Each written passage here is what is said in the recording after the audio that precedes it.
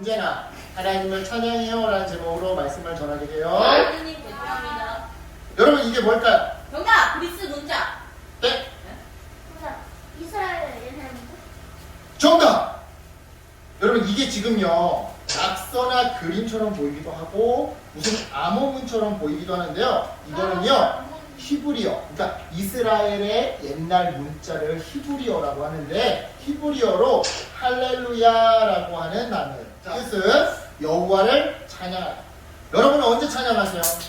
우리는 주로 예배할 때, 그죠? 또는 기쁠 때, 신날 때 하나님 사랑해요, 감사해요 라고 하나님을 찬양하곤 하는데요. 성경에는요 하나님을 찬양하는 사람들이 수없이 많이 등장해요. 그리고 이 사람들은 하나님을 예배할 때, 기쁠 때 하나님을 찬양하기도 했지만 특별히 슬플 때나 아플 때, 어려울 때도 모든 상황 속에서 언제나 한결같이 하나님을 찬양하곤 하죠.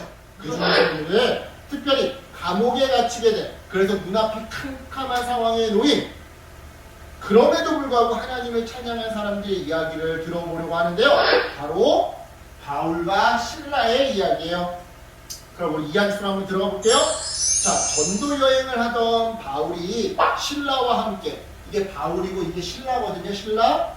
바울이 신라와 함께 빌립보에서 복음을 전할 때였어요. 바울과 신라는 기도할 곳을 찾던 중에 귀신 들린 한 여종을 만나게 되었죠.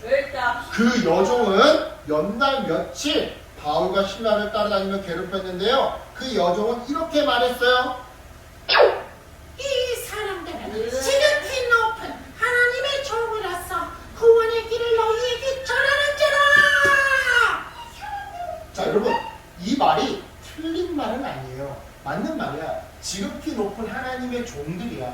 그래서 구원의 복음을 지금 전하고 있단 말이지. 그러니까 틀린 말은 아니었어요. 근데 문제는 뭐냐면 바울과 신라가 복음을 전하려고만 하면, 설교를 하려고만 하면 말을 자르고서는 큰 소리로 이 소리를 뺑 내뱉어버리는 거야.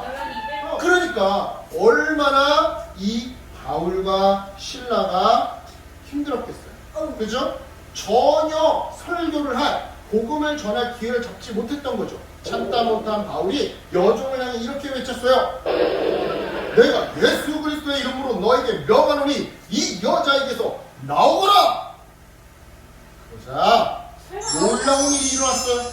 귀신이 여종의 몸에서 실제로 빠져나간 것이었죠. 와. 이렇게 귀신이 빠져나가고 나자 여종은 이제 건강한 사람이 되었는데요. 귀신에게서 해방된 여종은 얼마나 기뻤겠어요. 그죠? 엄청 기뻤겠죠? 하지만 이 상황을 못마땅하게 바라보는 사람들이 있었어요. 누구였느냐? 바로 여종의 주인이었어요. 여종의 주인. 여종이니까 그 종의 주인이 있었겠지? 주인이었어요. 왜냐? 사실 그동안 귀신 들렸던 이 여종이 사람들이 점을 쳐줬어요. 귀신 들렸으니까 점을 봤을 거 아니야. 점을 쳤을 거 아니야. 무당처럼. 그치? 점을 쳐주면서 그러면 돈을 받겠지, 사람들한테. 그 돈을 누가 다 가져간 거야? 주인인 이 사람이 다 가져갔던 거지. 그런데 이제 이 여종이 건강해졌으니까 더 이상 점을 못 보게 되었고, 그 결과 주인은 돈을 못 벌게 되었던 거죠. 그래서 이 주인이 몹시 화가 났던 건데요. 이처럼 화가 난 주인은 말도 안 되는 이유를 갖다 붙여가면서 바울과 신라를 빌립보 관리들에게 고발했어요. 그리고 관리들은 그 고발에 따라 바울과 신라를 잡아들였던 거죠. 관리들은 부하들에게 명령했어요. 이 사람들을 매로 쳐라. 부하들은 바울과 신라의 옷을 찢고 매로 쳤는데요. 이 매질이 한두 대로 끝나지 않았어요. 10대? 당시, 아니 10대? 그 100대? 이상? 그건 모르겠어요. 왜냐면 당시 빌립보에서는 관리가 그만이라고 말을 할 때까지 계속 매질을 하는 전통이 있었거든요. 그래서 관리들이 그만이라는 말을 하지 않았어요. 그 결과 바울과 신라는 수없이, 아마 100대 넘게 맞지 않았을까 싶은데 수없이 많은 매를 맞아야 했는데요. 이들 깊은 감옥에 가두고 단단히 지켜라! 라는 관리의 명령에 비로소 매질을 멈춘 간수들은요, 바울과 신라를 깊은 감옥으로 끌고 갔어요. 그리고는 바울과 신라의 두 발에 이렇게 착고를 채웠죠. 창고가 조발에 채워지자 너무 아팠어요. 그리고 어두운 감옥이라 답답하기까지 했죠. 무엇보다 너무 많은 매를 맞아서 온몸이 통증에 막 지끈지끈거렸는데요. 이처럼 바울과 실라는 고통이 끊이지 않고 희망이라고는 찾아볼 수 없는 그러한 감옥 한가운데에 놓이게 되었어요. 바울 괜찮은가요? 실라, 우리 힘을 내봅시다. 깊은 감옥에서 맞이하는 이들의 밤은요, 고통과 절망으로 가득해 보였어요. 실라, 힘을 내요. 하지만 신기하게도 비록 깊고 어두운 감옥에서 몸은 고통의 한가운데 있었지만 그러나 그들의 입술에서는 불평이나 원망이나 슬픔이 나오지 않았어요. 왜냐? 살아계신 하나님이 함께 하신다는 것을 믿고 있었거든요. 그래서 그들은 더욱더 하나님을 생각하며 기도하기를 열심으로 했는데요. 이렇게 말이죠. 하나님, 우리의 생명을 지켜주시니 감사합니다. 하나님, 우리를 지켜주셔서 감사합니다. 매를 맞아도 죽지 않게 해주셔서 감사합니다. 간수들한테 끌려가도 죽지 않고 살아있게 해주셔서 감사합니다. 이처럼 바울과 실라가 살아계신 하나님을 높이는 기도를 하기 시작하자 이어서 그들의 입술에 찬양이 흘러나오기 시작했는데요. 찬양하라 내 영혼아, 찬양하라 내 영혼아, 내 속에 있는 것들아 다 찬양하라. 이처럼 살아계신 하나님을 높이는 찬양이 감옥에 가득 울려 퍼지기 시작하자 오히려 그들 마음속에서 알 수 없는 기쁨과 담대함이 넘쳐나기 시작했어요.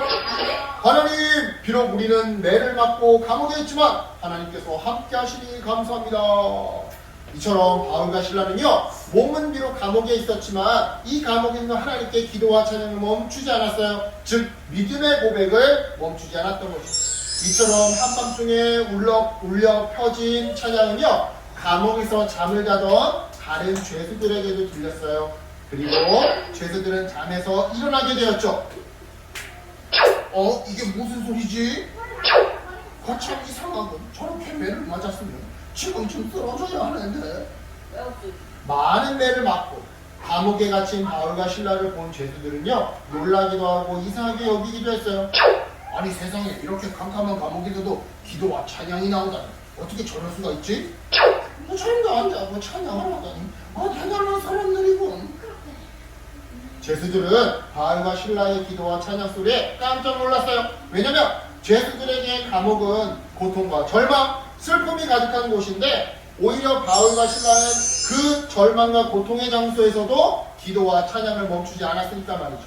이처럼 기도와 찬양으로 하나님을 높이는 이 바울과 실라에게 감옥은 고통과 절망의 자리가 아니었어요. 오히려 믿음과 감사가 가득한 자리였죠. 그 결과 하나님은요, 바울과 실라가 감옥에서 탈출할 수 있도록 그들을 구원해 주셨는데요. 자, 여러분 어떠세요? 이렇게 앞이 캄캄한 상황에서도 하나님을 찬양하는 바울과 실라의 모습이 놀랍죠? 이처럼 성경에는요, 속상하고 힘든 상황에서도 하나님을 찬양하는 사람들의 이야기가 많이 나와요. 오늘 우리가 읽은 시편의 저자도 그 사람들 중에 한 명이죠. 실제로 오늘 시편의 저자는요, 어릴 때나 늙어서나 평생 살아있을 동안 하나님을 찬양하겠다고 고백해요. 심지어는 기쁠 때나 슬플 때나 언제나 하나님을 찬양하겠다고 고백해요. 마치 바울과 실라가 오늘 힘든 상황 속에서 하나님을 찬양했듯이 말이죠. 이처럼 여러분, 하나님을 믿고 예배하는 우리도 언제나 하나님을 찬양하며 살아가야 해요. 물론 살아가다 보면 언제나 기쁘고 좋은 일만 있는 건 아니에요. 때로는 힘든 일, 속상한 일, 억울한 일, 이런 일들이 생기기도 하죠. 갑자기 몸이 아프다거나 공부를 했는데 어렵고 하기 싫을 때도 있고요. 친구와 사이좋게 지낼 때도 있지만 오해가 생겨서 싸우고 또 속상할 때가 있기도 해요. 이 모든 순간에도 바울과 실라처럼 또한 시편의 저자처럼 하나님을 기억하며 언제나 하나님을 찬양하며 살아가는 우리 어린이들이 되었으면 좋겠어요. 또한 여러분들이 어른이 되어서도 이렇게 어른이 되어서도 지금처럼 하나님을 찬양하며 언제나 하나님을 찬양하며 믿음의 사람으로 성장했으면 좋겠어요. 그 믿음의 고백을 담아서 우리 한번 힘껏 외치고 맞춰볼게요. 자, 시작! 언제나 하나님을 찬양해요. 아멘. 언제나 하나님을 찬양하며 하나님 나라에 참여하는 믿음의 어린이들 되기를 예수님의 이름으로 축복합니다. 아멘. 기도할게요. 하나님 감사합니다.